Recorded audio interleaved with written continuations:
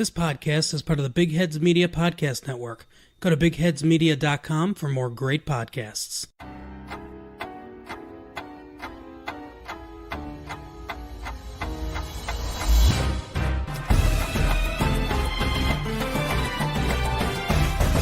Hello, and welcome to Body Count, the podcast where we believe history doesn't repeat itself, it rhymes. And a proud member of the Big Heads Podcast Network. Our only rule when we choose a topic, someone, or as is usually the case, a lot of someone's died. We give you the series of events in a narrative fashion, and by the end, correlate said story with current events.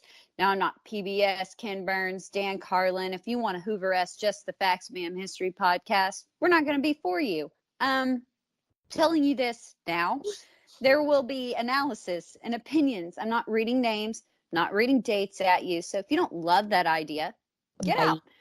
Bye. Bye. My opinions are my own. Know that I hold all of my co-hosts verbally hostage. Direct your hate at me, folks, where it belongs. Yes. It is also said that tragedy plus time equals comedy. So know that we giggle at some occasionally very rough subject matter. If we didn't laugh, we'd cry. And we're warning you now to avoid offending anyone. I'm your host, Jessica Manor, and I'm joined today by my co-host, Bethany Skelton. No. Ding, ding goes the trolley. Something goes the bell. Oh. We don't know the words. No, we just know we know the feeling behind it. Mm-hmm. Yes. Oh, did you just take a drink? So did I. Yeah. We cannot take drinks at the same time, Jessica. I know. That's not how this podcast works. But I'm really trying to threaten to get some heartburn, so I may be taking more drinks than usual. After the stress we just went through, it gave me heartburn. Really, because my anxiety flared up. Like, I'm pretty sure I have to. All of a sudden, the beer that I cracked is now gone. I don't know where it went, but it's not in my glass. Into the empty hole that is anxiety. Speaking of, we're going to pause for like 2 seconds. Oh, no. In this. Already, okay. While I take... No. We're just going to do our pre-chat because at least now we can get this on the phone and we can be kind of mobile. So that's exciting. Because I'm going to do the oldest manest thing that has ever been done on a podcast. And I am going to take some Pepto-Bismol because I'm out of fantastic. Yes! Last week we didn't get the asthma inhaler, but this week we get the Pepto-Bismol for upset stomach, diarrhea. Whatever that song is. Indigestion. Stomach. Diarrhea. I just remember the last part. It's a bit small. So I have some indigestion. So you have the number 1. Not number 6. Oh, that tastes like shit. I hate Pepto-Bismol. Ugh. You know, I think that we should live in a world where this shouldn't be an issue. You know what I'm saying? We should have had hoverboards by now, but yet we have disgusting Pepto-Bismol. I would rather have just straight shot 20 shots of tequila. Oh, God. Than what just went into my gullet. And thrown up. So I'd rather take all those shots of tequila and throw up rather than take Pepto-Bismol. Oh, that is rough. That's right, folks. We give you the honest truth on this podcast because we talk about ugly, honest history. So we're going to talk about ugly, honest, whatever problems. How fitting for nobody the final chapter. Nobody can say we're NPR, that's for sure. Right, yes. Do you think those uppity twats would be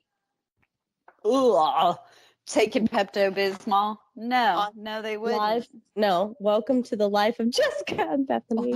Body count. Welcome to the life of body count. Rather like the life of Brian. Now I'm going to try to open a glass. You can hear my refrigerator in the background. I'm going to try to open a bottle. I swear to God, it's the only time I wish I was the Hulk is when I'm trying to open something. Oh my God, I have to use my shirt because my hand can't I cannot grasp it that hard. And wow, the distinguished lady from Alabama's hands are just too soft. They're too delicate. I thought when I moved to Georgia from Texas that my accent would no longer stand out as harshly as it does in other places in the United States, but it just turns out it's a completely different kind of hillbilly, and it stands out just as hardcore. I don't know why you're just now figuring this out. I've been telling you that for a while. Well, I mean, I'm just saying, I live in the South now, but I'm from the Midwest.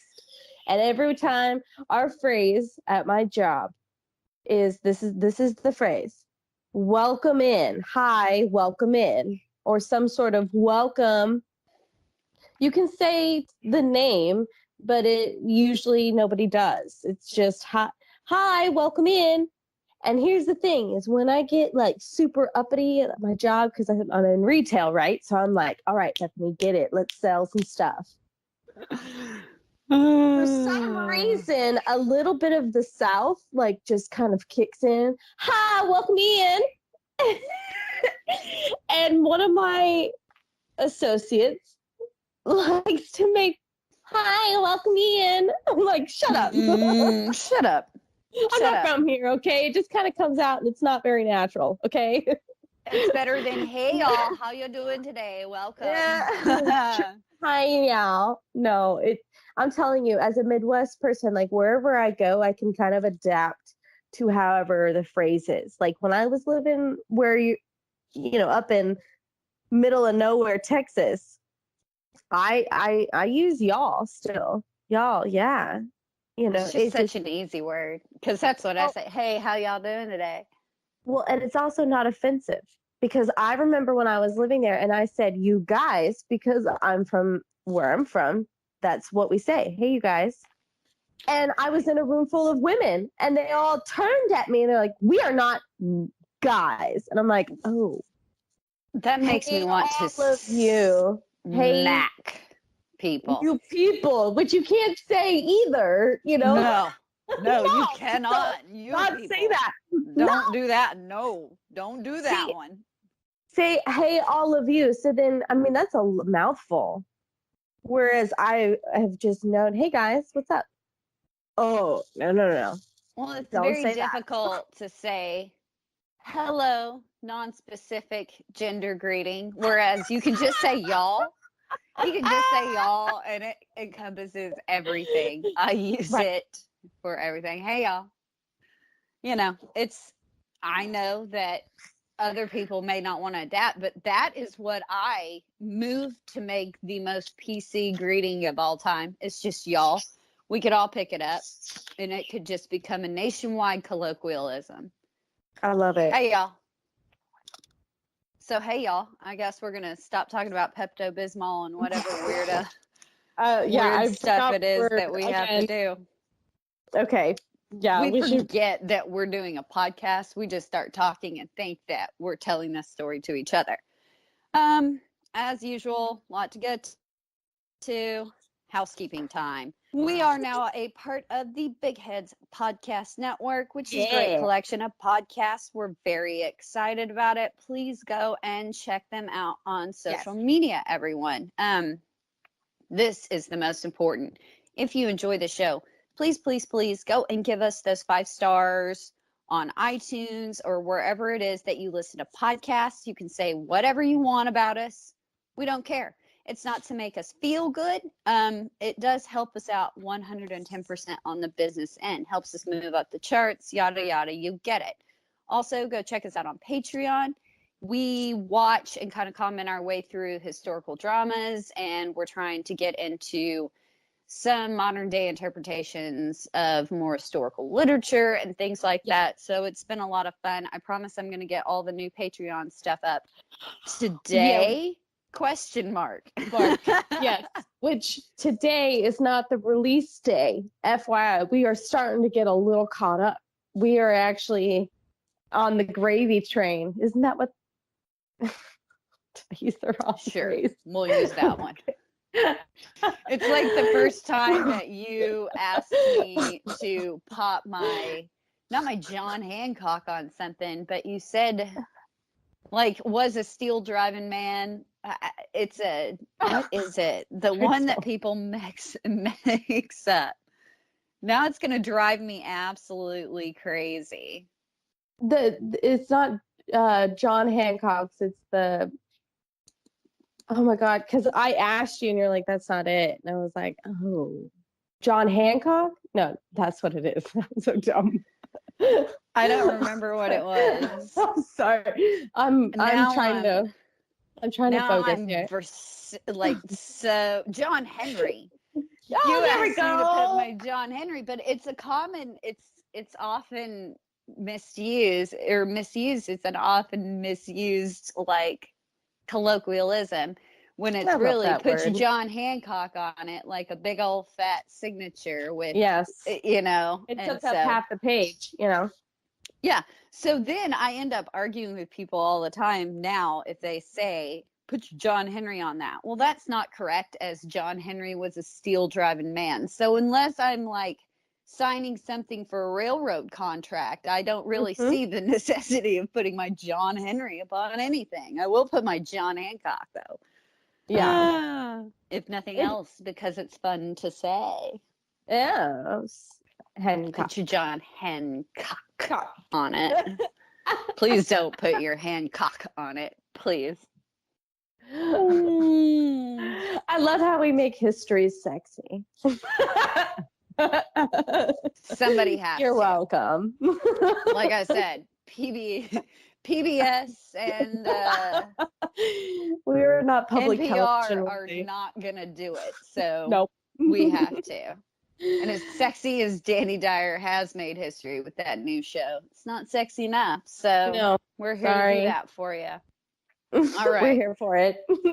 We're ready to get this over with, because guys, thank God this is the last episode. This crap has driven me absolutely banana bonkers. Now I got to get a blanket because I'm cold. My nails are blue. I swear to God, I'm not old enough to be the 1,000 years old that I have to be all the time. I'm sorry. Right now I can just picture you. Meat. Are you like hunched over right now and I'm hunched over this computer? I have like a phone grasped to me. I have books and articles around me printed out around all of our little outline here. I look like some old glasses? lady. You need some glasses on. I do have my glasses on. F you. Thank you very much. My readers. Oh. Need a magnifying glass too, and then I'll be one of those weird old lady armchair detectives. Yeah, we were missing one. You are popped up in your recliner. Oh yeah, we all know that. We know that. I love my recliner. I'm not ever giving it up. That thing's like, it looks like it's been through 2 world wars and God knows what else. But it's not going anywhere. Not as long as I'm here. Do you have your robe on, Jessica? That's probably why you're cold. I do not have my podcast robe because I was previously out of doors. And since inside my home, maybe the Arctic tundra, outside of it is the 7th circle of hell right now, because I know Georgia oh my God. is not getting enough rain. No, neither is Mobile, Alabama. We haven't lived down here. This is our start of our 3rd summer. And I'm telling you right now, I know we haven't been here long, but usually it's been raining like crazy by now. And I'm like, okay, it's already feels like 100 and plus. I'm like, oh, cool. It's less than 25% humidity. I didn't leave the Texas Panhandle to move back to the Texas Panhandle. Kansas is a lot, it's right there along that Panhandle plain. Did I say that right? Yeah. No, it's the Great Plains. It's basically tundra land. Yeah. So it's hot as hell in the summer and cold in the winter. It's ridiculous. I think we've been talking for like 30 minutes and none of it about history. Okay, so I'm going to shut up. We're going to go. Sorry, guys. We usually chat this out before we start recording, and we thought, hey, let's do something different today. I'll take my medication on air and we'll talk about the weather because, again, we're 50 years old. Aging, the struggle is real. And call me when you get a pillbox, children, then we'll talk. Raise your hand if you have one. Silently raises her hand. Silently raises his hand. Of course I do. I'm not responsible enough for one to take my medicine correctly. Like, God bless a pillbox. For real. And it helps with the day. I know what day doesn't it? I know what day it is, which is also a blessing. Sorry. Okay. I'm like, hey, Wednesday. How did you sneak up on me? How you doing? Almost a Friday. Woo. Meanwhile, we're listening to like 90s grunge rock going, no, it's really cool. I promise. And like dad rock and 80s hair bands. You'll love it. Wait for the chorus. It's coming up. You're going to really love it. I promise. It's ready. Here it goes. And, don't you that? You're going to get so into it. So good. They used to make good music. Yeah. I totally understand my father on so many levels right now. I understand everything, unfortunately. Okay. So we got to do this, even though we don't want to. No. Okay, go for it. Where were we? We're just going to dive back in right where we were, and for God's sake. We were in the desert, right? Looking for... No, we'd already killed Bob Simmons. We're not looking for the Indian chiefs. We're not going to laugh at it. Yes, we're not going to laugh at it anymore because we apologized for our unprofessionalism last week. We couldn't get through it. We tried several times. It had broken down into insanity. So yes, you remember that. So we finished up last week. Death of poor Bob Simmons out in the desert looking for invisible Native Americans. I can't even get it out. This is why we have so much banter before this, because the very first line of this entire episode that you wanted to start at is ridiculous. So it's ridiculous. Continue. And again, we apologize for all of our subsequent, hilarity and potentially offensive nonsense that may have inspired as a result last week. So here we go. We want this to be over as much as you guys do. Okay. So we're going to endeavor to bring this home as quickly as we possibly can. And there's a lot of murder. Lots of murder on that course. Let us go ahead and tell you. So the next person to make Ervil's crazy cult hit list, a 6'8", 260-pound Vietnam veteran. Yeah, monster of a human. First introduced to the Firstborn Church by his weird dad, but unlike Weird Dad, he Weird Dad. Is it Weird Uncle Dad or weird? It could be. It could be Weird Uncle Dad. We don't know. I just assume the story at this point. So Dad leaves Firstborn in the 1960s. Dean does not. But we're still, poor old Dean chose to throw his lot in with Ervil when they split. So he joined the Lambs of God in the position of church military general. Oh my God. No. I'm reading this right now too. I'm sorry. I'm like, whoa. What? I'm sorry. Okay, sorry. Let's just say that again. Church military general.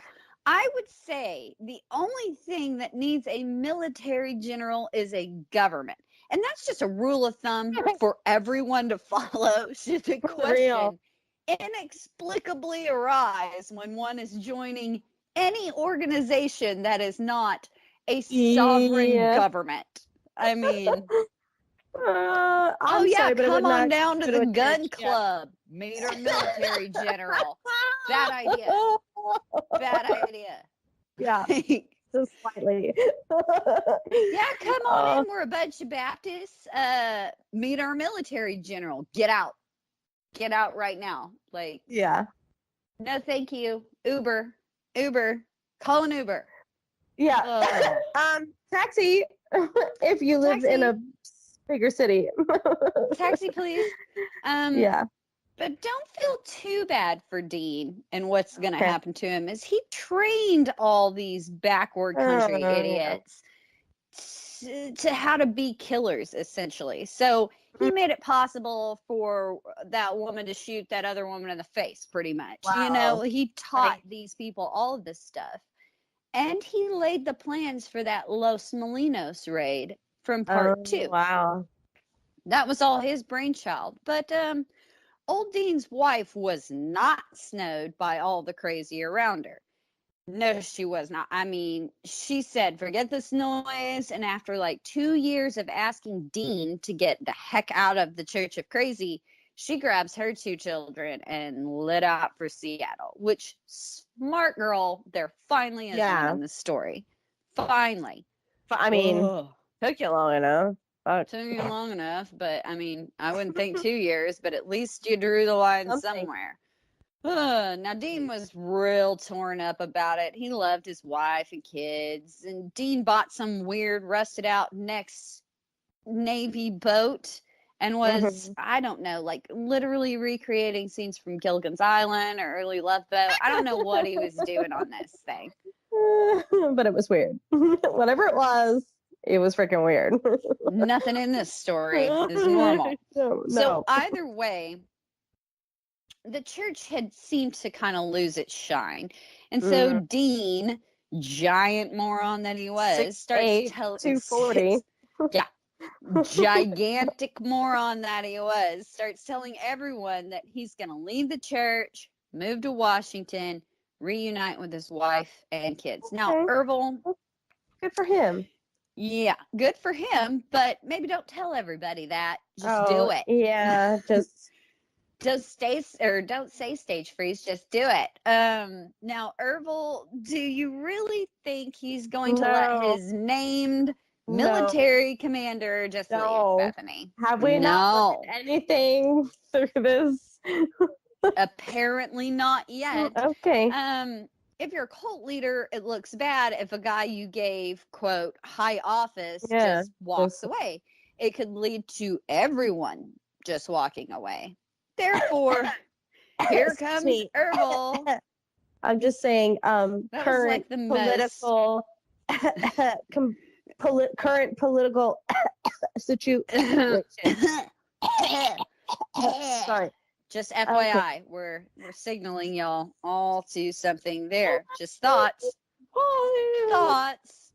Of course, therefore, here comes Ervil with his good old civil law business. And said Dean needed to be blood atoned. But who is to do the job after all? Hold on. Wait. What's blood atoned? Oh wait, that's when they shot that one guy, right? It's last episode. It's from when if you walk away, as long as somebody from the church kills you, your soul is still saved and you can go to weird Mormon heaven or whatever. Okay. Sorry, I just had a momentary brain lapse of memory about the blood atone.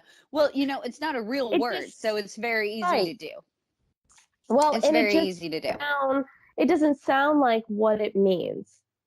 Atonement is to be forgiven. not murdered. Yeah, but basically, So if your fellow brethren bloody kills murder you, it gets you into heaven still, apparently. Oh. All we need to know about that, it's weird. But who is to do the job? I mean, this guy's an expert killer. We do have to say that. Well, Ervil chooses his 10th wife, Vonda White.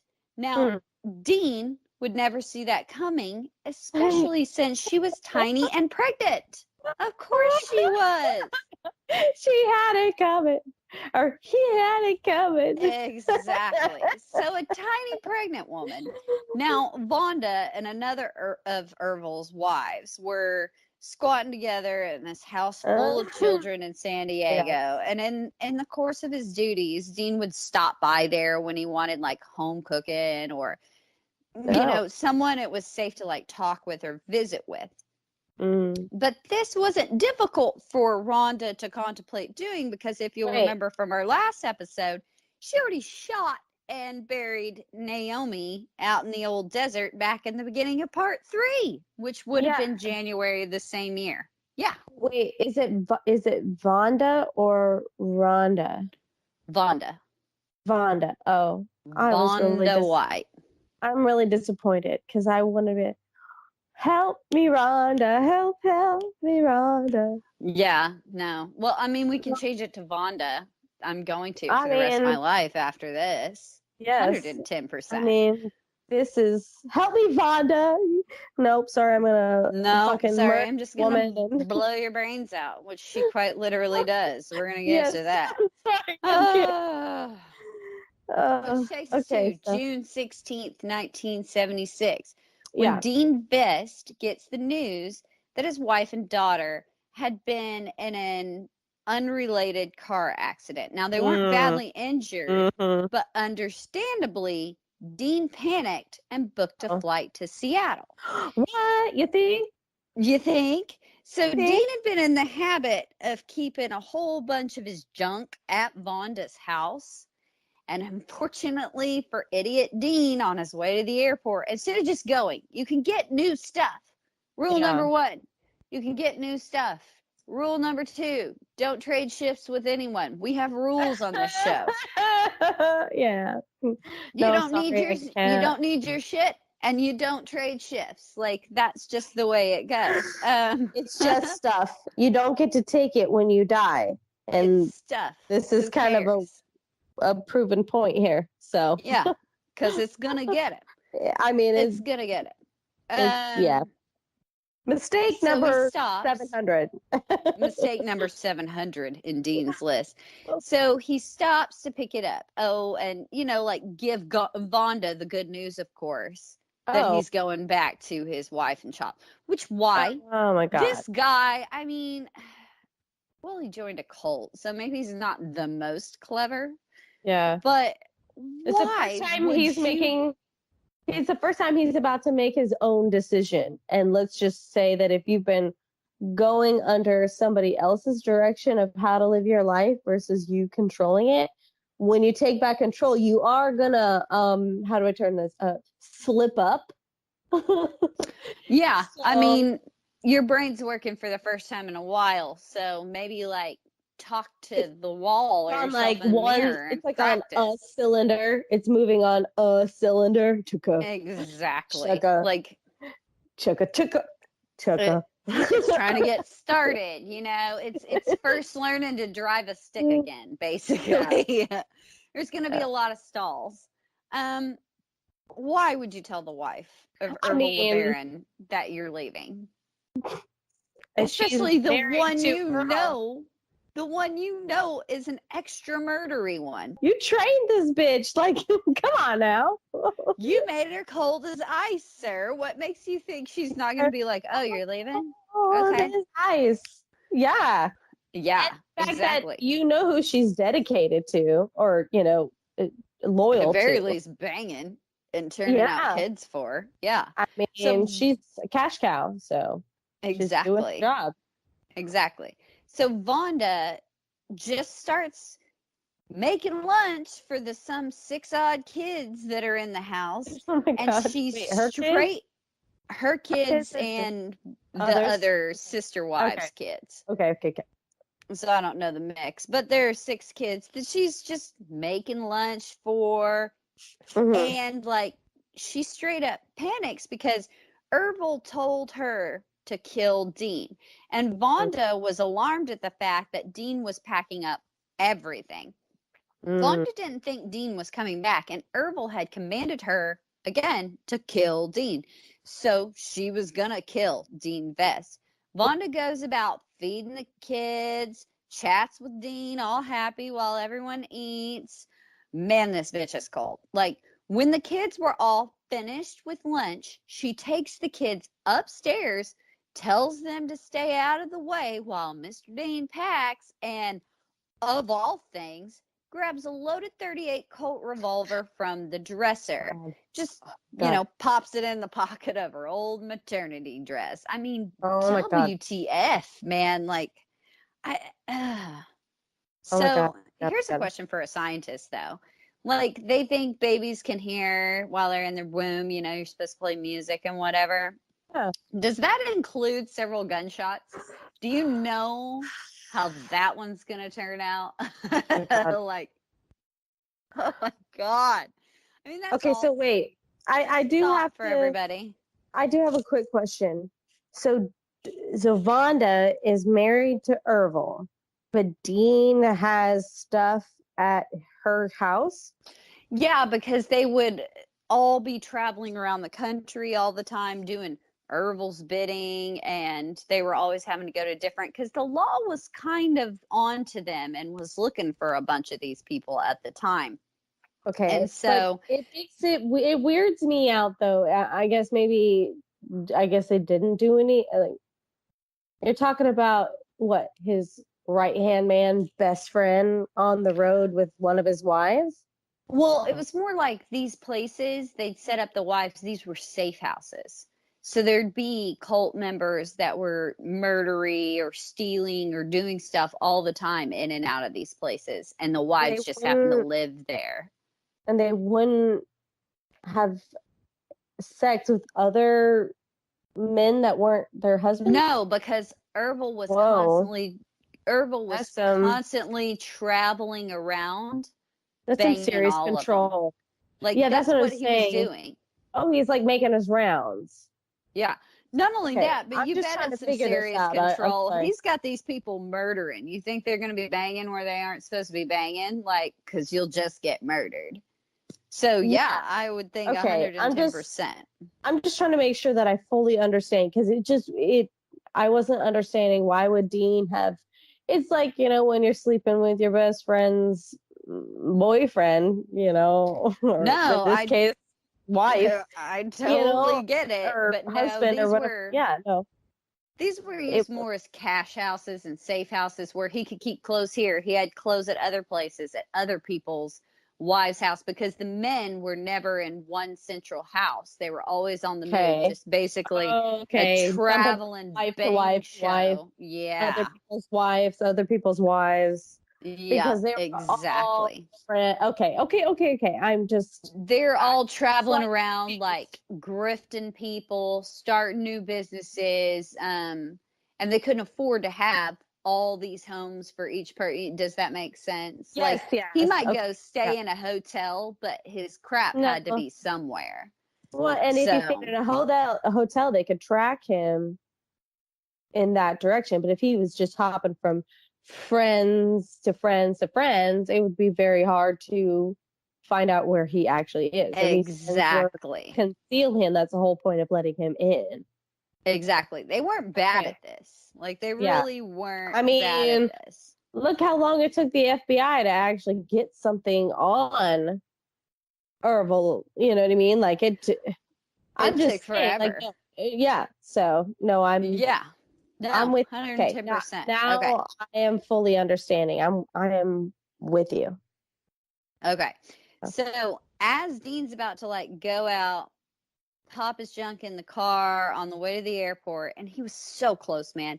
Vonda asked him to do one last thing and take a peek at her washing machine. Now, Dean finds no problems, but he gets his hands all grimy, and he has to go to the kitchen sink to clean up. Oh, no. Yeah. So Dean's back is turned to the kitchen, and Vonda takes the chance to slip behind him unseen. And I mean, remember, tiny pregnant woman that Dean counts as a friend. Yeah. And he shouldn't have, because Vonda pumps one through his liver, one through his lung, and like he is spraying blood all over the kitchen at this point. And this crazy little beav is like literally ducking it. Dean falls, and then comes the coup de grace. Vonda walks over to him, puts the 38 behind the left ear, and blows this man's brains all over the kitchen. Oh my God. Oh yeah. God. I mean, she like took to the murder stuff like a fish to water. Then she pops upstairs, washes up calmly, and calls the cops to say shots have been fired. And then he ran into my knife. He ran into my knife 10 times. Exactly. So, of course, she says, oh, somebody must have broken. It's this whole deal. Anyway, it's under investigation. The police are suspicious AF for a number of reasons, obviously. And Vonda was told to hang around town, which naturally means she lit out for Denver, which was the newest home of Ervil and the Lambs of God. This was their new current setup. Now, the Lambs of God. So if you think about it, she literally was like, I did this for a reason. I'm going to go run to my husband who has all the power, explain what I did and why I did, because he flat out said he was running and leaving. And so I killed him. And she knows that the only person that's going to seriously save, I'm air quoting, I wish you could see me right now, but I am air quoting, to be saved.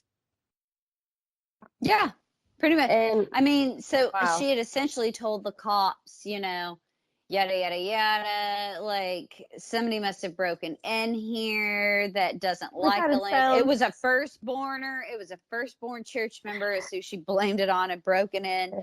But again, this is the 70s. This is before we have DNA, forensics. All they can do is blood type. All they can do is look at patterns. And she's a tiny little pregnant woman. It literally sounds like Chicago. Like, if you're listening to this and you're not into musicals, I apologize that you don't know what I'm talking about. But the movie, it literally was like, there was a burglar and they came in and I shot him, and they're like, this guy is somebody you know. And it's pretty much giving some serious like Chicago vibes right now. Yeah, except for Vonda wasn't talking. So she's lit out for Denver, where they can't track her. Again, this was the 70s. Yeah. We didn't have everything that we have now. It was a lot easier to get away with stuff and disappear. So they're there. So is Ervil, Lambs of God. And the Lambs of God are taking to running an appliance repair business, which they literally became what, like Maytag or Sears? Whoa. I mean, it's just such a weird thing to like suddenly be like, and I'm gonna do this. One day, maybe it's a vision from God. Sorry. A vision from God said appliance repair business, and that's what we're gonna do. Sorry. Sorry. Of all things. Of all the things. Like bootlegger, old school bank robber like Bonnie and Clyde. No, we're gonna be appliance repair people. Exactly. But you know what? Actually, Jessica, think about it. They have the opportunity to go into homes, get personable with their clients. Colt. Oh yeah. Oh my God. They can try to convert people. They're gonna get paid in cash. largely. I mean, it's kind of the perfect Wow. little laundering operation there. I wish God would talk Literally to and me a little figuratively. bit. Okay, I'm not gonna lie. I mean, I think God or some sort. If you don't believe in God, whatever drives you to do what you do. I wish I would get a I little don't bit think more anybody was revelation. talking. I think it was all the voice inside Ervil's head inbreeding, and the inbreeding inbreeding. voices. Couple chromosomes short, a little bit of crazy, just slightly. This was basically like sweatshop conditions, though, for everybody working in it. Which, yay, funny. because we needed this story to get worse. Now, the men, women, I feel really bad and children. Sorry. Right? No, it is. But it is funny because, like, that's just what this story needed. A sweatshop. It wasn't awful enough for the past 3 episodes. Yay, sweatshop. Again, I went from laughing my ass off to my entire face just like, this is why I'm getting frown lines. Like, I went hardcore down, like, oh. And you know what? I feel like it's going to be okay. It's going to be okay if we can just get through Ervil, because we both know that we're fixing to jump into something real fun. And who's going to die next time but Nazis. Yay! Okay. Or not next time, but here pretty quick. It's going to be Nazis. Cool. Yay! I always like yay! So again, men, women, and children all work 16-hour days naturally without pay. Now, yep, figured. These poor people, they were crammed on top of each other in teeny tiny rental homes, wearing rags. They were borderline starving. I mean, at night, and this is so sad, they would all go to supermarkets and get the bruised fruit and like veg and day-old bread that had been thrown into the dumpsters just to live. The children were pulled from school around like 10. So basically they could read, write, basic math, and that's it, which it's much easier to brainwash that way. And now they have nowhere else to go. I mean, as they reach adulthood. So 1977, however, sees a change in fortune. Things turn around, and against all odds, the business actually becomes quite profitable. So they branched off into other cities, some successful, some not. But a group of the clan headed down to Dallas that winter. Gotta keep trying, right? Exactly. They got to keep moving, keep doing all this stuff. And Ervil, he was always on the move and moving his people, just to always be a step ahead of the law. Skimming and scamming people for money. Skimming and scamming people. A lot of mysterious disappearances. We don't know. God, it's so hard. Some of it could be murder. Some of it can't. And we're going to get to the end, and you're going to kind of understand why some of that was provable. Some of it wasn't. Well, some of it was provable. Some of it wasn't. We'll get there. Now, still, Ervil was finally financially successful, which is what he had always kind of really been about, right? So, of course, all the money went to Ervil. And remember, Ervil, surf and turf every night, fancy clothes, fancy cars, steak on the grill. But the valet parking, butlers, valet parking, professional ass wipers, the works. Duvet. Isn't that what it's called? A duvet? The one where you sit down. I'm sure that he had a person. I'm sure he had a person wipe his ass. And lift him out of bed and brush his teeth. Sure. Yeah. Okay. Yeah. Dress him. Some real weird L. Ron Hubbard shit. Like. The more power, the better. No, I get it. Yeah. Exactly. Maybe you need robots. You could just have people. Exactly. That's how Ervil saw it. But the worst part of all this is, despite their newfound. We're not there yet. But the worst part in this regard, despite their newfound success, like all the foraging, all that for food, literally to live, the day-to-day life of the other lands didn't change much. Oh God. So they still had to live that way. Yeah. So Ervil could buy outlandish things. So you guys live in poverty while I live the life that I choose because I'm the prophet of God. Okay. And Joel right. Osteen. Exactly. Sorry, I didn't talk before that. Osteen. All the Graham family. And what's worse is the people he was putting in this condition were oftentimes some of his own wives and his own children. So despite all the success, Ervil wasn't happy. Well, of course not. Oh, duh. Of course not. What's that phrase? What's that phrase? Money doesn't buy happiness. As I was mean gonna as say it sounds. mo money, mo problems. Okay. That's same difference. Problems, but I appreciate it. Whoa. Sorry. Money is the root of all evil. I think there are a great many. But there are a lot. Yeah. True. Yeah. Okay. So Ervil has a problem, and a big problem. You think? Sorry, you think?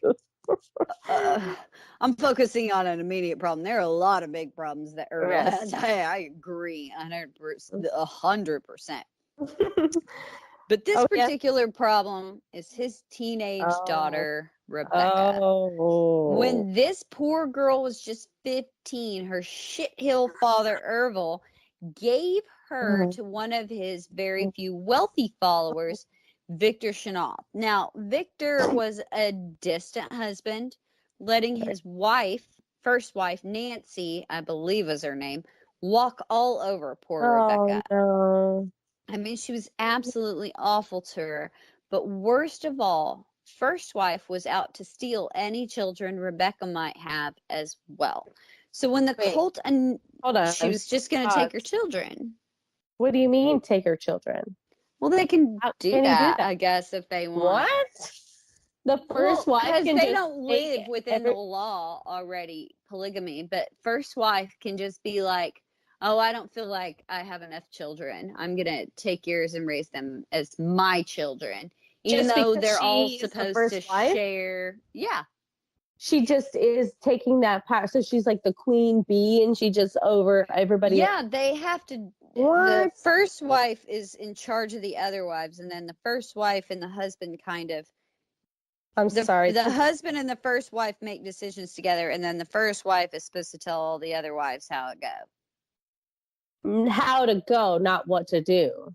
You don't know what to do, how things are going to work. It just depends on what kind of polygamous environment you're really looking at, if that makes sense. No, I'm asking a lot of questions because I didn't get a chance to even read through any of this.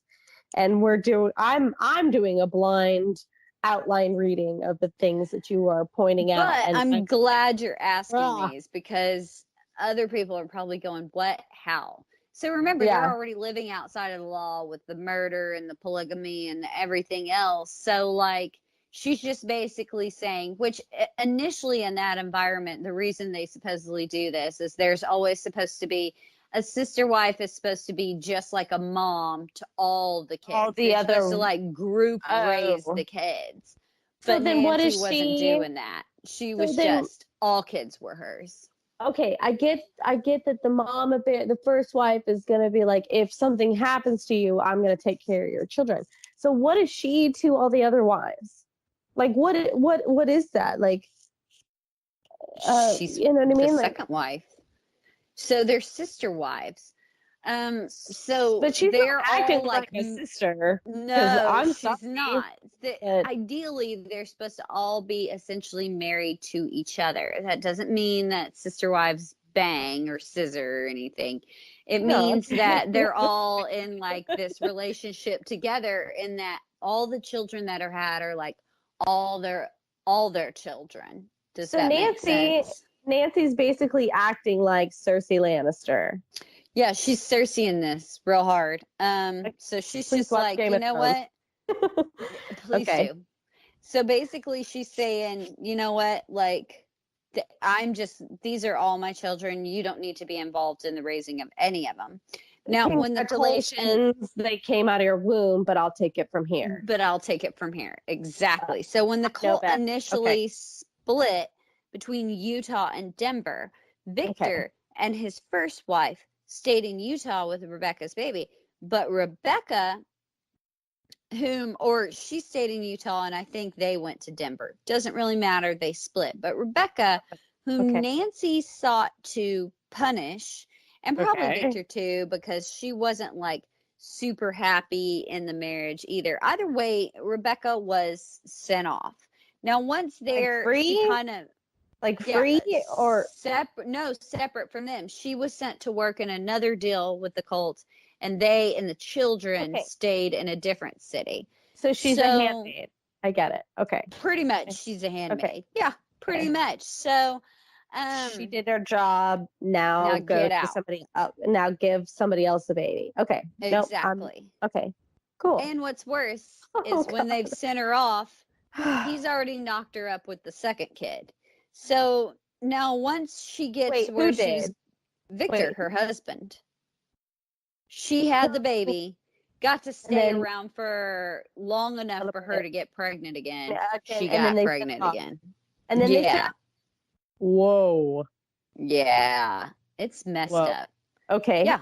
And remember, the leader of all of this is her own father. So once they're Ervil, yes. Oh my God. Once there, she loses it. Rebecca is abusive to customers, co-workers, all the lambs of God she comes in touch with. And the worst part for Rebecca's longevity, she was threatening to go to the cops if not reunited with her child. Oh no. Yeah.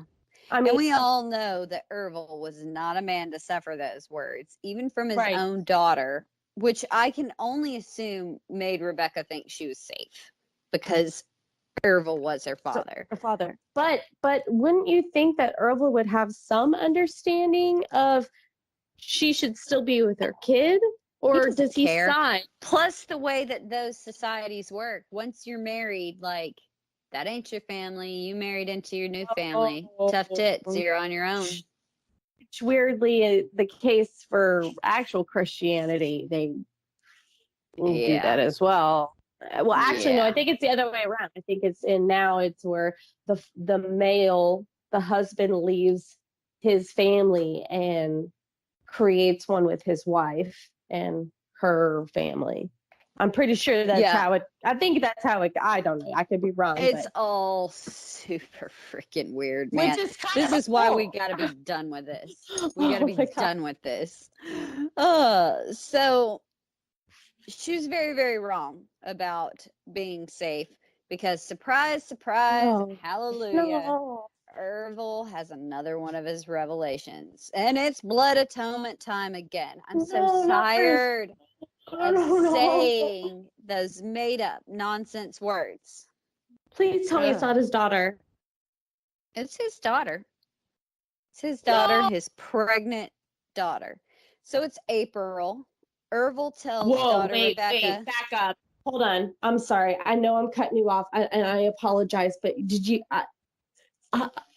you literally just said his pregnant daughter. I thought he cared about the population and growth, and couldn't he wait till the kid was born and then murder her? Not if she goes to the cops first. Not if she goes to the cops. I'm sorry. First. I'll let you finish. Okay, I'm gonna let you finish. I'm sorry. I haven't got to read any of your outline whatsoever. So I'm the only thing that Ervil cares about is Ervil. Like, so if somebody threatens to go to the cops, like, there are always people having new babies, I assume is the way he sees it. Oh, God. So replaceable. Exactly. Oh my God, he'll have 20 more daughters within the year. Ervil, I know. I'm sorry. Like, I'm not okay right now. Okay. It's not going to get at all better. So prep yourself. Ervil tells daughter Rebecca that she could go and get her baby that's already born. And so she's so excited. She never considered that she was in danger. She merely jumps in the back seat with a car full of men that were taking her to go get her baby, as she thought. And Rebecca's like busy telling them about how she would take the baby, have her second, and was going to be allowed to live happily with her own mother down in Mexico. Oh my God. Yeah, you heard it right. Again, folks, she's pregnant. Oh now, my on a God. remote road in the Dallas suburbs, Dwayne Chenault and Eddie Marston were ready to employ a, quote, trick they had been practicing, how to strangle someone with rope, which my stomach turned when I read all that, and I don't really want to get into all of it. But Dwayne pulls off the road. Eddie grabbed the rope he had by his feet. She fought them while they wrapped a rope around her neck and each pulled on an end. Yeah. But they each pull on an end, and poor pregnant little 17-year-old was no match for these disgusting pieces of shit. But you fight, girl. Yes, bitch. Yes, girl. Do it. Fight. Yes, bitch. Fucking fight. Yes. Oh, this one God. got me because it takes I'm sorry, like I'm about to fucking cry right now. I know. So it takes two of these poons to essentially strangle her and like some 17-year-old. Yes. Fuck them. Fuck them. It takes two of them to essentially strangle her in like some weird, disgusting trick they were practicing. And it makes me like, it really does get me so fired up. Something about this one just turned my stomach, but not half so much as the fact that Ervil, this girl's own father, only thing he had to say upon their return, went insane for them getting a blood stain in the trunk when they put her in after murdering her. He almost immediately traded the car for another. So this poor girl was dumped in an Oklahoma State park, and her body has never been recovered. And that piece of shit was worried about his fucking car. And it turned my stomach so hard. His own daughter, man. Jessica, I should have read through this outline before we recorded. I am but at least I'm falling over here. Like, but at least I'm getting your honest reaction. Okay, we're gonna move on because it's gonna be weirder. It's gonna get weirder and it's gonna get more disturbing. This is supposed to be comedy, okay? And I'm over here like literally crying and sobbing like a baby. Well, like, so it's gonna get a little lighter hearted, kind of. So in the middle of ordering people right and left to be murdered, now it's not that Ervil hadn't taken child brides before. Ervil decides to be more of a pedophile human piece of refuse. Cool. If that is at all possible. Somewhere in all of this, he marries his 13th and final wife, the 16-year-old Rena Chenault. Ervil at the time was 50. Worse, Rena's like all in. She'd grown up in this, and so she's like ready to kill for Ervil. Oh my God, Colts. What the hell? What the hell? Starting with he wants Ervil LeBaron, his brother, now head of the Firstborn Church, so bad. But Verlin was proving far more adept at hiding than Ervil, and he's a hard man to kill. So Ervil comes up with, admittedly, one of his more devious plans. He planned to take out two birds with one stone. Oh my God. Do you remember a fundamentalist by the name of Rulon Allred? Allred. I was going to say Alfred. He was I don't know why I want to call him Alfred. I don't know why.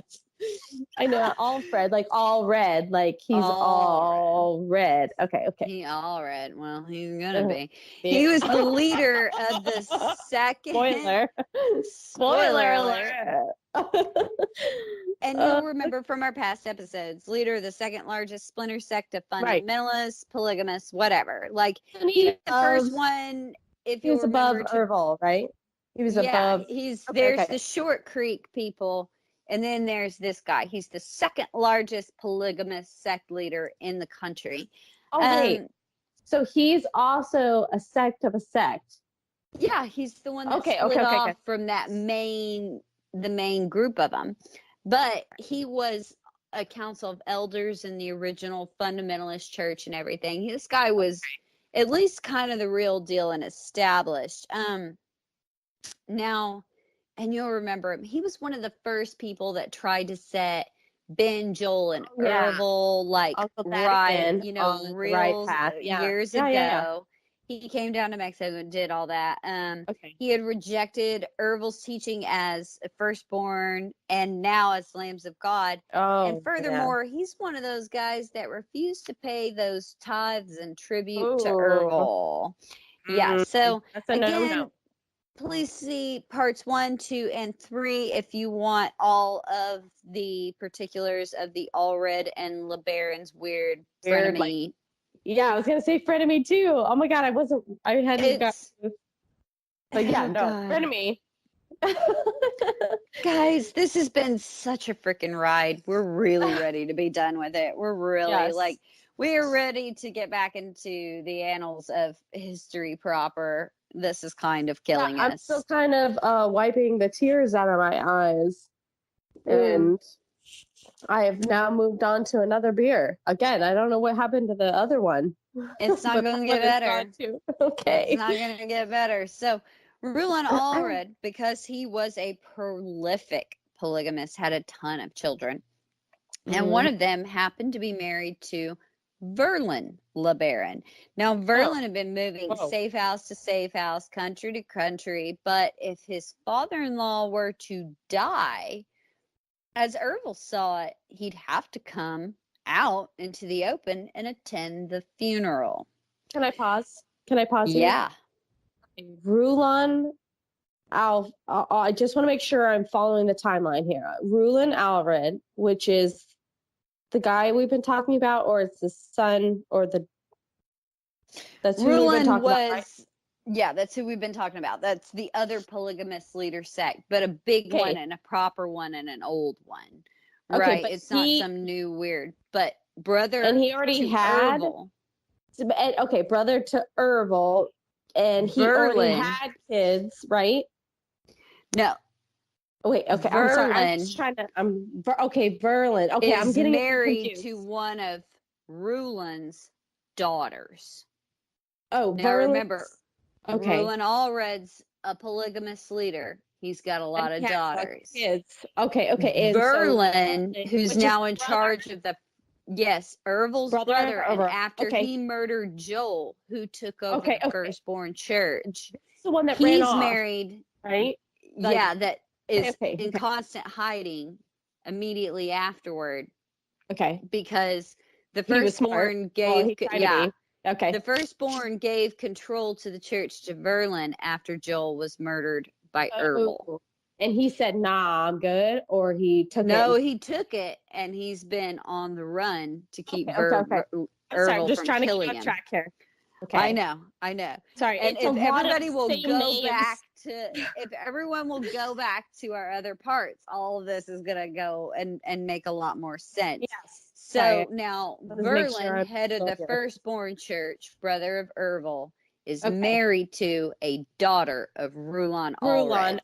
Okay. And they have children, or they don't? Yeah, they have children. So what Ervil's thinking is, if I kill Rulon, which is his father-in-law, Joel or Ervil will have to come out into the open to attend the funeral.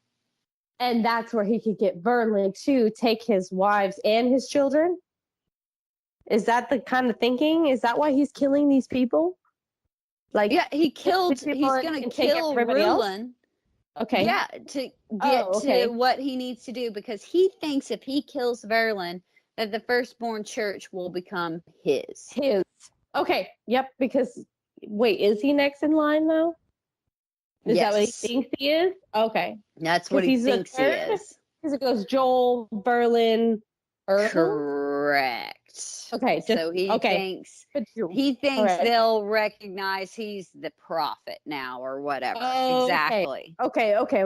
All right. Sorry. Exactly. I'm sorry. I'm just trying to piece it. I don't have a timeline in front of me, so I'm like, or a family tree. Please go listen to 1, 2, and 3. We talk extensively about these people and run it all out.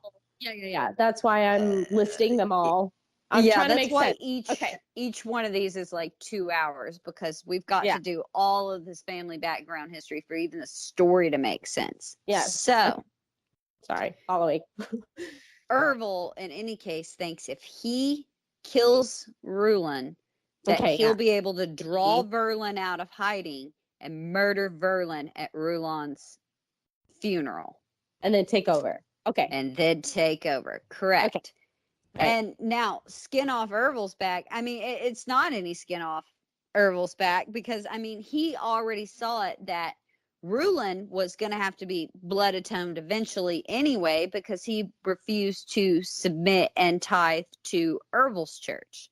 So 2 birds, you know. One stone. Now, I forget, when did all this start? Because I do see the next date that you have in this outline is 1977. So when did all of it? I'm like scrolling through for your dates real quick, and I'm like, oh, I mean, the firstborn church pops up in the late 50s. So this has been now in like 59. So then in 67, I believe, 68, the Lambs of God were put together. So now we're all the way into May 10th, 1977. Okay. Sorry, I'm not the girl. I'm a dance major. I count to 8, sometimes 6, and if I have to do a waltz, we count to 3. Okay, so and that's the end of it, girl. I completely understand. So I just wanted to make sure my brain is like, this is a lot of information that I have, like I'm reading into like completely blind, and so I'm just trying to make sure that I am with you, girl. Okay, you're with me. Okay, so, yes. Ervil's gonna kill Rulon, draw out Verlin to the funeral. The funeral, yes. But first, you got to kill Rulon or Allred. So, May 10th, 1977, Rena the Child Bride and another Lamb of God, Ramona Marston, pay a visit to Rulon's homeopathic clinic. He's a homeopathic doctor. Don't get me started. Not a real doctor. All that natural medicine, you know, the stuff that killed Steve Jobs when he didn't go get chemotherapy. Well, whatever. Just take these oils, you'll be fine. Here, eat some carrots. It'll cure pancreatic cancer. And asparagus raw. And asparagus raw. And it'll cure all your pancreas cancer, not chemotherapy. You do you, okay? Right, you do you, but I am judging you. Bethany's not, but I'm judging the hell out of you. I'm not a judge. I mean, if that's what you want to decide, then you have whatever. Use it. You know what? At least you used your own brain. I just think that you used it wrong. And it's my opinion to say that. So yes, it is. It's your free will. And see, once again, Jessica, say what you do, you boo boo. Okay. Exactly. So these 2 crazy teenage women pop into Rulon's homeopathic clinic in Salt Lake City. The girls wore cheap wigs, fake glasses, secondhand clothing from a local shop. So great. So now they're basically an improv group, like a murder improv group. Okay. Sorry. Which, I mean, if they are a murder improv group, they're definitely successful at it. So let me go ahead and say that. I'm just saying, I love improv groups. You know what I mean? So I like to feed off of other people. So if this is how it's going down, I guess we're murdering people today. Cool. Yep. Cool. All right, here we go. Welcome to the best. Anybody have a suggestion? In a coffee shop. Don't give me something else. You know what? Amusement park. Perfect. Let's go. And who are we with? Our sisters. Who are we gonna murder? Yeah, exactly. Babies? Do I hear babies? I heard babies. Yes, sir. I will take. We are in an amusement park. We're gonna murder some babies. Here we go. Murder improv group led by Mr. Ervil LeBaron. Oh God, that's one of the worst things we've ever done. Dr. Ervil. Oh. So of course, they find him inside the clinic. Rena pulls a 25 caliber pistol. No, they succeed. Empties all 7 bullets it held into Rulon's chest. Now, his hands were like messed up from where he tried to deflect bullets with his hands. It was vicious. Now, this is a teenage girl, a child bride, right? Ervil's bride pulling on Rulon. Holy shiz. Yeah. Ball and again, we see that same coldness. These people, I mean, like, they just go from 0 to 60 and they are cold. Like, she basically, that's 25 caliber pistol. I mean, she's having to get in pretty close to pump 7. And man. So these clearly girls saw it coming because he put up his hands in defense. Like, oh no, she just straight up, they shot their way into the clinic and boom, boom, boom. And we're very much running through this story, but it's like the one that really catches everybody's attention. I'm sorry, I'm looking. The one that Rulon owned. And operated. I got really into that just then. I was like, wait, where are we again? I can't remember where we are. Into that homeopathic clinic that I was talking about. Yes. So she walks in there, boom, boom, boom. He's dead. So the girls did. Thanks, Jessica. I don't know how else to put it. How else do I put it? Sorry. So the girls did everything post-murder, met up with Ervil's, quote, hid squad that was already in town to kill Verlin at the funeral, like already in place, and then they just head on back home. But what Ervil didn't count on, nor did his cream on the way home. That's exactly right. Let's stop and have some. That's exactly what they did. They went and ate at a local diner. They went and ate at a local diner. Oh, y'all are here to kill Verlin at the funeral that we just caused. Well, that's cool.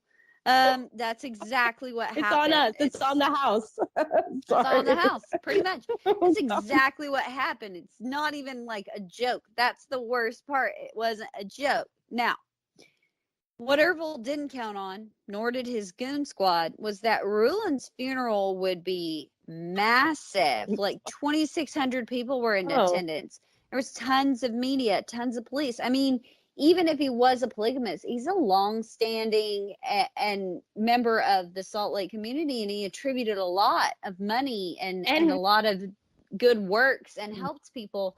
So it wasn't he on the FBI list too? Like, wasn't he? No. Yeah. No? Not oh, Rulin. okay. Rulin never killed anybody. He was just polygamous. But the police knew he was a polygamist. Yeah, but they don't care. He wasn't being weird. His people didn't live on a compound. Everybody just lived normal and went to church. They just happened to be polygamous. There's that phrase where the murderer comes back to the scene of the crime. Like, right? Isn't that, or they come to but they were coming there. Law and Order SVU. Okay, so yeah, okay. Focus up for a minute. They're going to the funeral, and there's all these people there, massive media coverage, but also a ton of police. He had friends that were police officers. So they're going there with the mission to walk through all these mourners, find Verlin, and murder him in public. Ervil's brother. Oh my God. Yes. Smart. Okay. Yes. But once they're in the parking lot, all these people, the hit squad that Ervil sent, they take one look at the circus and completely chickened out on hunting Verlin down. I say fuck that too. Okay. Yeah. Yeah. Probably because they knew that there was no way that they weren't getting caught. Someone's gonna see them. Yeah, they're gonna. There are police standing right there. You're gonna walk up and shoot somebody in this crowd of thousands. Right. Exactly. Which I think it's interesting that all of a sudden, when they might get caught for it, they're suddenly not so cold and not so afraid of Ervil. Or the consequences. I find that interesting. I find that like, interesting. they're I not had to do that. it because I'm terrified. Oh, but when I'm looking armed police officers in the face, suddenly I don't see God anymore. I don't see God anymore, and I Ervil's see not my life so disappearing. scary. Exactly. Exactly. I can't just walk up to a funeral in public and ice somebody. 17-year-old girl, she's not too scary, but suddenly, I have scruples. Yeah, exactly. I'm glad they're now growing some sort of conscience through all of this. There is some growth, personal growth. I think it's called I couldn't get away with it, and so suddenly it's not all about the call of God. They're not going to make a Netflix series of how to get away with murdering cult leaders. That's exactly right. Exactly. Now, and to the point, once the killing began in earnest, like we're talking about that, people seem to suddenly be getting consciences because they don't want to get put in jail. To that point, once the killing started to really ramp up, some of the members start to wise up a little bit as the unpredictable violence within the cult continues to grow. Some lambs of God began to view Ervil as the nut job that he was. And I'm sure they didn't care so much finally. I'm sure they didn't give two, craps on a cracker about all the people that were already murdered or going to be murdered so much as they were afraid that they might be murdered if they displeased Ervil. Exactly. Didn't we talk about this in an episode about how, like, you're, no matter how empathetic you might be, when you feel like your life is truly in danger, it's one of those. Didn't we talk about this T-shirt, factory fire, about how shirtwaist had to fire, T-shirt, whatever, the factory fire. Okay, but we talked about how the fact that they literally had to give testimony of them admitting that they were able to jump over, and it could have taken them maybe 5 seconds to reach out a helping hand to the person behind them. But instead, they looked, saw, you're going to pull me back, I'm taking off. And it's one of those things where it's like, in the moment, we're like for it. And then when we look back, we're like, damn. Exactly. So there's a lot of that starting to go on. So a bunch of these people are actually able to sneak away here and there, and they take their really incriminating evidence finally to the police.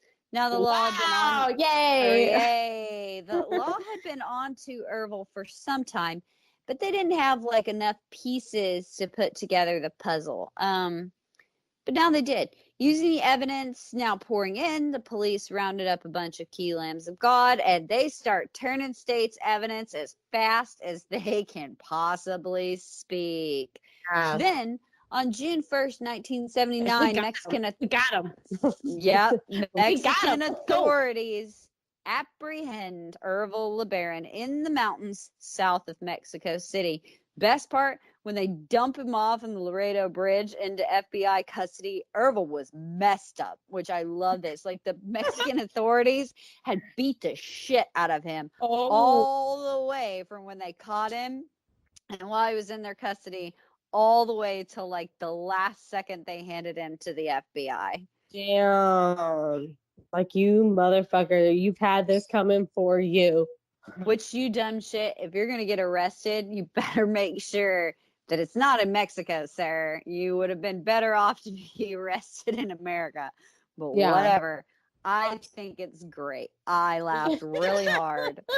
I'm for it. I'm not a fan of police brutality, but those aren't American police, and he's a piece of shit. So I'm really okay with it. Now, Ervil went to trial for masterminding the murder of Rulon Allred. A who's who of lambs of God testified against him, and Ervil was convicted and sorry. You were thinking of the who's who, all that. Yeah, sorry. Yeah. Now, Ervil was convicted and sentenced to life in prison, but that didn't stop Ervil from being dangerous. No, he decided to pen his Book of the Covenants. It was his last work and his most famous 500-page BS book that was basically one giant hit list.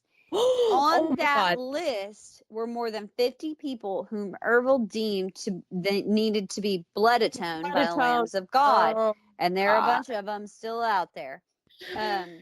You know, like his own children. Right. And there are many, many. Now, on this list were defectors, investigators, police or prison officials, other polygamous leaders, etc. He was able to distribute copies to his followers before he died in prison on August 16th, 1981, of an apparent heart attack. 89. Wait. Yeah. So he's dead. Ervil's dead, officially in our story. In 5 years. Wow. So in 5 years. Dies of a heart attack. Okay. Oh. Bethany. He didn't get that in a vision. He didn't get that in a vision. Right, he didn't get that. Maybe the invisible power mantle choked him. Who knows? He got it right to the shot to the heart. Exactly. Sorry. Exactly. Oh my God. But Bethany, I wish this story didn't continue to get weirder. What? He's dead. No. Oh, Bethany, I just wish this was the end of it. I wish this was the end. And I didn't have to read the rest of this. But it's not the end. It's not the freaking end. My God, I'm struggling right now. Well, keep struggling, sister, because it is going to get maybe rough. So while a dead Ervil should have made everyone safe, theoretically, you and I are both excited for a second. But no Bon Jovi songs yet, Bethany. Not at all. That hit list is still out there. I mean, printed in copies everywhere. So, oh my God. June 1983. Ervil's son Isaac, who had testified against Ervil, died of a suspicious, quote, suicide while with other cult members in Houston. I'm going to run through all of this, and I like how you quoted that. Suicide. Yeah, it was quote, suspicious as hell. Let me put it that way. Fall of 83, one of Ervil's wives, Lorna, planned to escape the lambs of God, but no, she was strangled and buried in Mexico. Her body was never recovered. December 83, Ervil's oldest son, Arturo, at the time 33, was shot and killed in Mexico by a rival who disputed Arturo's claims to that frickin' invisible mantle of power profit business. So Arturo's death meant that son, Ervil LeBaron, took over. While he looked like a young Ervil, he was also as insane as young Ervil. Okay. Naturally. So he killed everyone in Los Molinos who had aligned with the false prophet that had killed Arturo. So anybody that backed that guy, he just offed. So early 1984, Heber shot one of the Rios brothers, buried him in Mexico. Body never found. Yolanda Rios, Ervil's 12th wife, you'll remember, was the one that helped Vonda bury the first chick in the desert. Right, which we had foreshadowed. Yeah. Yep. She's strangled to death in May of 84 and buried somewhere outside of Dallas. Her body has never been recovered. October 16th, 1987, Dan Jordan, who was the former right-hand man of Ervil, shot in the head on a hunting trip in Utah with his family and some of the LeBaron children. Murder never solved.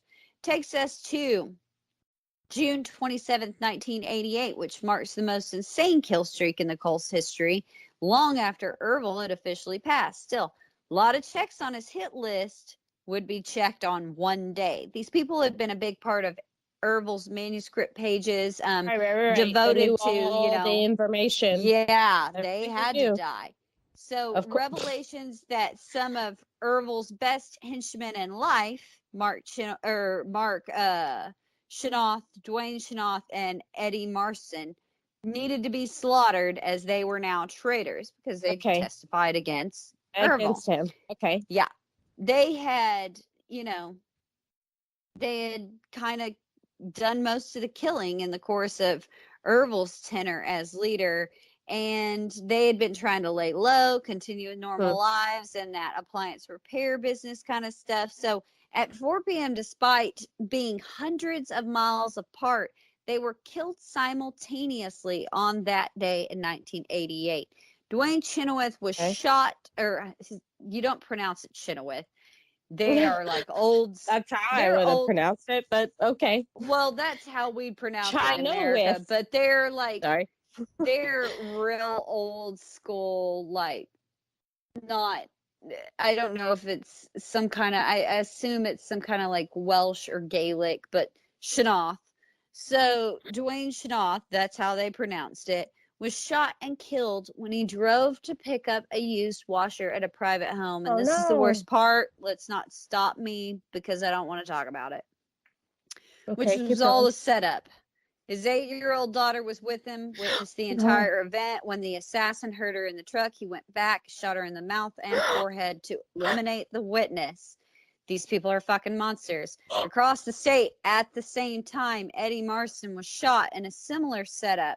Mark Shanoff was found in his back office in Houston, shot and killed in a similar fashion. Also, time of death, 4 p.m. on that same day. Yeah, let's not. It's awful. It's awful. The assassins were apprehended and went to court in May 1993. Heber LeBaron, Patricia LeBaron, and Douglas Lee Barlow were sentenced to life in prison for their parts in these murders. Richard LeBaron, 17 at the time that he participated in these murders, was the one to shoot the little girl. 5 years as he was a minor. Cynthia LeBaron was granted immunity to testify against them all in court. Aaron LeBaron was sentenced for being the one to lure them out in 97. But horrifyingly enough, Jacqueline LeBaron, who also helped to orchestrate the murders, was never apprehended. She is believed to be in either Mexico, Belgium, nobody knows, still at large. So despite so many of the more violent cult members being jailed, former Lambs of God didn't and don't rest easy, especially if their name was on that list. Now, no one to this day knows if there's a new leader or if the list will continue. I mean, I imagine it's 2019, so I really imagine they're kind of all aged out by now. But who knows? Many surviving members remain in hiding. And in that, there were a lot more murders. Remember, during the entire time that the Firstborn, all the cults existed, there are a lot of murders that we didn't cover. We tried to stick to the ones that we had some testimony in court about. But several times when they brought in these members of the Lambs of God, only one person might have been privy to a murder versus a lot of people, which was the case in those testified to at trial. So the reality is a lot more people died than just the stories we talked about. We were trying to paint a picture of the crazy that was going on. So that leaves our total body count at an estimated 35 plus, or more before and after death for Mr. Ervil LeBaron. We don't really know. We can't put an exact number on it. There's a lot of hearsay and a lot of God knows what else out there. And that's the worst part to me. And that's really, really horrible and sad. So then my primary sources I want to go ahead and touch on drawing that number, on drawing kind of what we're looking at here. I used the book titled Prophet of Blood, Untold Story of Ervil LeBaron and the Lambs of God, as well as a series of articles in the Desert News appearing in May of 77. We also looked at a ton of Korah testimony, survivor testimony, etc., trying to piece together all of this in some kind of way that makes sense. And the sad part is none of it makes sense. And Bethany and I, that's why we wanted to do this story in particular. This is kind of what we wanted to talk about in the world that we live in right now. I feel like when I look on social media, when go out, have a conversation, talk to people, somebody's always wanting someone to tell them how to live their life, how to think, what to do.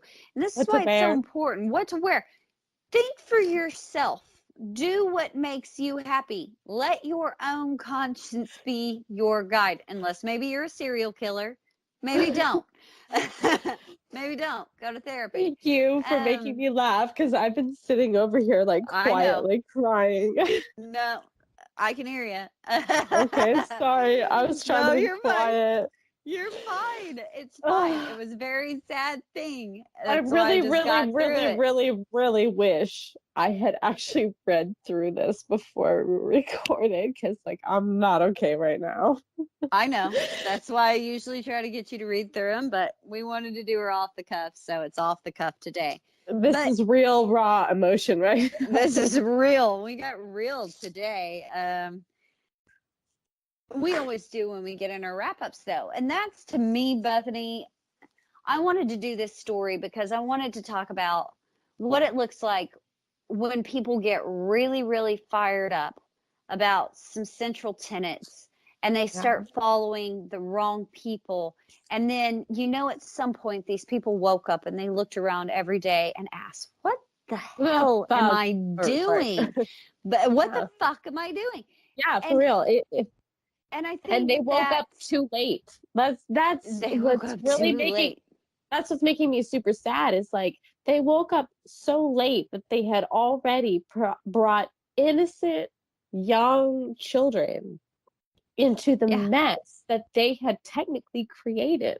And because of that, their own flesh and blood, these innocent kids that really were just born into and unfortunately that's what society looks like, born into the wrong circumstances and situation, not given the chance a way out. I mean, maybe these kids, maybe that 8-year-old that just died, I'm sorry, I got really emotional, my kids are 8, so it just, it was one of those things where it was like, it's hard to not feel something when there's a connection like that. And it's one of those things where it's like, these kids, they'll eventually, maybe, hopefully, figure out that what the life that their parents chose for them is not the life they want to live. And bravo to the people that are out there right now pushing away from our unfortunate cult-like behaviors that we live in as a society. And we were talking about before we started recording. Unfortunately, we tend to automatically create our own quote-unquote cult, whether it's with our close friends. You only do and say certain things to certain people because that's your circle or your cult of trust. And I'm not even looking at that. I'm looking at as a nation. Look how polarized we are. I mean, if you want to look at the fraud, and I say this because before you start spouting rhetoric, and it doesn't matter whatever side, before you spout rhetoric, think about what people's motivations are. See, nobody ever thought about what Ervil's other people motivations were, or about other people. And this is why it's so important. And we look at it in history, research, get information, think for yourself. But if you look at terms in a broad history, so much of what happens and so much of what goes horribly wrong is because people don't want to take responsibility for freedom of will. It is something that we desperately take for granted. But that also means that you have to be you have to have responsibility for all of your own actions. That's where we fail as a society. Don't take responsibility for what they have done. They like to blame and point, well, I'm dying and these are the people that are responsible for it. So they need to die too. It's going to be a vicious cycle, but I'm also thinking in terms of you got to take responsibility. You've got to go out and you have to reassess every single day. But if you look in a broad context of all historical events, and it's just easy to use a cult to build this platform that I'm trying to get up on currently. everything is term because for it is a cult. That's the correct word for it. It's a cult. Plain and simple. Nazi Germany. We were talking about, look at Nazi Germany, biggest cult there was. And 15 million people died as a result. So in our current political climate, before you start espousing ideas that are not your own, stop, look around you, look at the situation and the people that you're around and say, listen to the voice in your head and go, is what I'm doing right? Yes. And it's just we don't easier ask to that show question. it. No, we don't. And it's just easier to show it in the context of a cult. So think about in nationwide terms. Are you in some kind of cult? Are you going along with the group? Are basically, guys, think about other people. Just be kind to someone today. Be kind to each other. Everything is not the end of the world. And we're guilty of it too. Yeah, we're not saying that we're trying to practice what we're preaching right now on a daily freaking basis. Do we succeed? Why we love doing this is because we look at these stories and they teach us something. And that's what I feel like we both walked away with this story. Yeah, especially with this story. Especially me, because I'll be the first to start, like, my soapbox needs scaffolding. It's turning into a Notre Dame size like building, and it shouldn't be. And when I get angry, I should look around. Open your doors, Jessica. Don't close them and build another tower. Okay. Exactly. So you're getting there. So I'm getting there. That we have to. I have to learn actually how to close my fucking doors. It's one of those things where we all have our little quirks, our little things that make us fault, or if it, sometimes our faults do end up working for us. But, in this, what I've taken away from this section, this whole thing, and Edward, our deep dive, this is only my second deep dive with you. And, history wasn't really my thing, but what I have gained from this is like really something that I've always been trying to live in my everyday life as an individual myself. And it's like, don't get caught up in other people's stuff. Don't conform to, because, oh, well, they're doing it. So, and I say it to my kids, just because Susie wants to jump off the fucking bridge with no bungee jump. Are you going to go with that dumb bitch? Like, exactly. I hated when my parents did that to me, but damn, here we are using the same kind of concept. And if we could just actually take the concept and put it into our again, practice what you fucking preach, we could be good. We could actually turn out to be we could. And also remember those people that are preaching at you. They don't care about you. No, they care not anywhere. They're trying to sell you something, just like a cult leader would. So you go out, you do you make your own decisions, whether they be political, religious, the things we don't like to really talk about on this show, whatever, as long as you're true to you and you're making up your own mind. Because remember, free will, free thought, free choice, it requires responsibility. And it's hard. It's a hard thing to wake up and do. And we don't. But if you don't do it, you end up with some lunatic making all your decisions for you, and then end up killing you for it, or that is how all violence in history begins and ends. And that's why it's just easier to illustrate it. That's why we chose a cult. It's easier to illustrate it within that context. And I think I'm gonna try my best. My brain is awful again, my age is showing, but I'm gonna quote you. Oh dear God, don't do that. In one of the beginnings, it was one of the things like, where, if you don't understand what we're talking about or totally fully grasp, where have you been? Have you picked up a book in the last centuries? Like, it's, we're wrapping up this deep dive, and I know that we've gone long. I get that, but I felt like this was a perfect opportunity. Like, I did not know what the ending of this story was going to be about. I did not know the ending of this deep dive. Like I said before in the very beginning, the only thing that I asked you, hey, what should I kind of like prep myself to kind of like get aware of what we're kind of going into, and all you said was, Warren Jeffs. And I did, and it was really hard I read that article. It took me 3 days to read an article about it because it was just so hard. And here you are, you're like shoving it down my throat with the big shotgun. What is it? Your phrase? Swallowing a deep throating a shotgun. Like literally this whole episode. And I want to I know, again, I apologize that we're going long, but I did not get a chance to even see or attempt to know how this was actually going to end. And I'm heartbroken, but like at the same I didn't think you would do it with me if I let you read it, honestly. So that's why Bethany called me in the shower this morning. I need like a week, or I need a process so I can actually have a full-blown conversation with you. But I'm kind of glad that I did what I did, because it was all totally like, whoa. Well, and if I have to deal with the real emotion of it out of somebody as well, it keeps me from being, because this is my life now. This is all we do. I process horrible, more and more horrible things every single day. So I'm a little desensitized to it. So that's sometimes why I like to do these. I like to do these where you've never seen it. So I'm like, oh, that's human emotion.